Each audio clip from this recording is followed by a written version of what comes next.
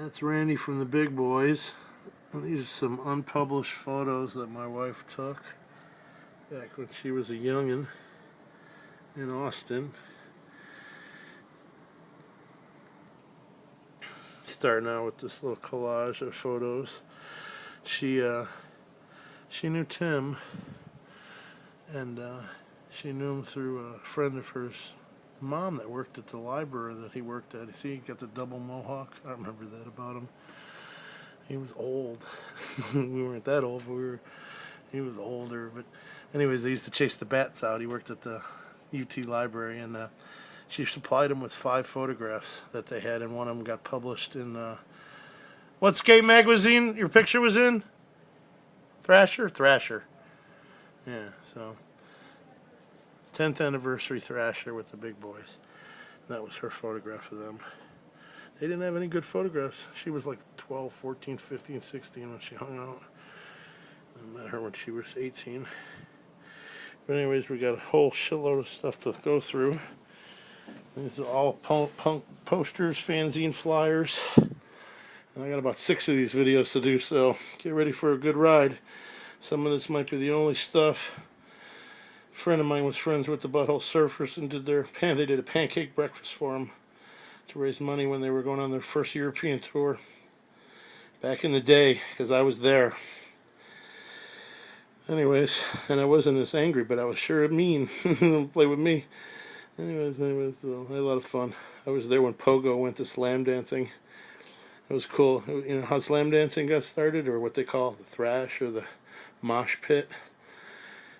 Pogo, which was jumping up and down and kind of lame, but people were kind of banging into each other, so there was a little bit of thrash kind of going on. You know, you'd pogo all together, up and down. So it was a little bit of a vertical thrash. But anyways, how it really got started was in Austin. There was a place called the Ritz. It was a real sleazy old. And now it's, I guess, it's into something different. I can't remember what it is, but I saw it on one of the Austin tours. But it was a rundown old theater, and so they used to have shows there. Offenders, killer band.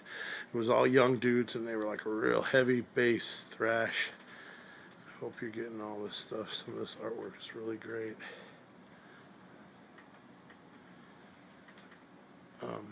Anyway, so they're used to the Hickoids too. I'll tell about that in a second.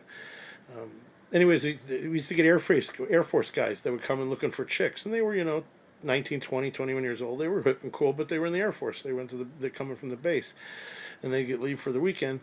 So they come in and they wanted to dress up, but they couldn't find much. So they go to the resale shop and they'd find these polyester, I wouldn't call them Hawaiian shirts, but like pattern shirts from the 70s. Anyways, and so that's how you knew who they were. They almost all had that same weird outfit on. And to me, and so they get so drunk that they start falling. They didn't have any friends, so they get really drunk and start falling back and forth. And we'd push them on each other and shove them around, and they'd fall down or whatever. And then we start pushing each other around a little bit. And so that's how slam dance and thrashing got started, at least in Austin that I saw. I mean, the whole kick boot, kind of DRI, dirty rotten imbecile thing didn't really come in for another year or so. And again, I wasn't really around for when Pogo started, but I was there when Pogo ended, because I lived on a hippie commune, and one of their nephews came in from St. Louis, and he was like a real bad kid, and he was there on the hippie commune to straighten him out. And and he told me about Pogo, and I'm like, because I had heard, Black Flag, and I had seen Rude Boy and Great Rock and Roll Swindle on the hippie commune. Some nice scratch acid posters. Some of this we might frame, and if we ever do the museum, the Boombox Museum, I'm sure we'll have a punk rock wall, because like I said, this is one of 6 videos. So, and then I'm going to probably get my M90 out when I've got a nice retractable linear track record player. So I'm going to hook up to my M90 and play some Big Boys and Dick's music while I kind of flash these things for a second, real nice with real well lit, in front. So be able to do a screen grab, because like I said, some of this stuff probably never one have known, no more existing, all gone kaput. But my old lady, she's a great saver. I remember that post. I was like, oh, that's raw. And then, like I said, back to Hickoids. Hickoids was the first country punk band that I knew of, and it was a dude named Jukebox, who was a really great artist, and I'm sure hung around Austin for a while after we left. We left in 85-ish, I think, or 87, I can't remember, 85.